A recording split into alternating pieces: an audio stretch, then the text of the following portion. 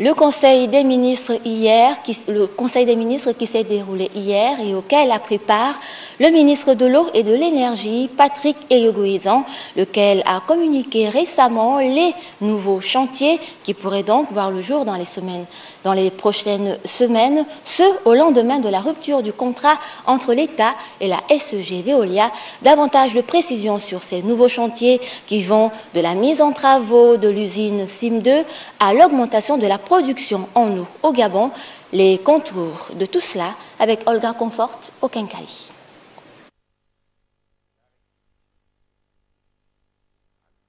Vient effectivement que le service public n'était pas correctement assuré aujourd'hui. Il n'est pas normal que les Gabonais souffrent de soif dans notre pays. Ainsi est définitivement prononcé le divorce entre Veolia et l'État gabonais. Une séparation qui se justifie selon le ministre de l'Eau et de l'Énergie. D'ailleurs, Patrick Eyogo-Edzang pense déjà au premier chantier. Et dans les toutes prochaines semaines, c'est d'abord la mise en travaux de l'usine de Sim-Gabon 2 qui permettra de rajouter 30 000 mètres cubes par jour aux populations de Libreville. Ça, c'est vraiment, mais c'est d'ailleurs une goutte d'eau dans l'océan de l'ensemble de nos besoins. Mais ça va déjà soulager une partie. Nous allons également, je pense, voir comment nous pouvons mettre en œuvre certains forages, même si c'est provisoire, mais qu'on puisse mettre de l'eau dans les tuyaux.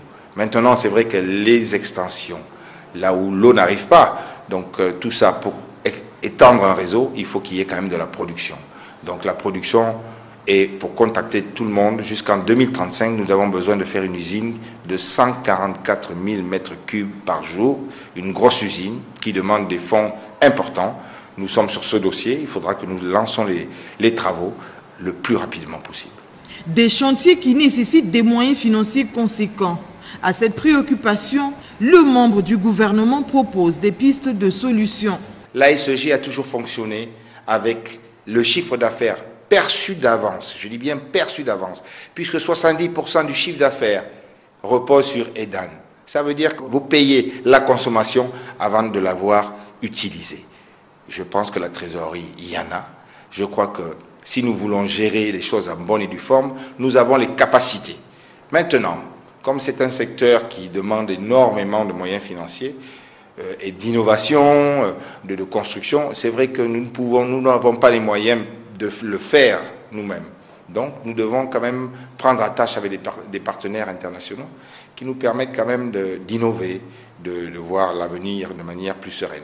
Phénomène de coupures intempestives de courant, délestage ou encore difficulté d'obtention d'un compteur d'eau ou de raccordement des ménages au réseau eau et électricité, c'est toute la question essentielle qui attend sur la table de la Commission.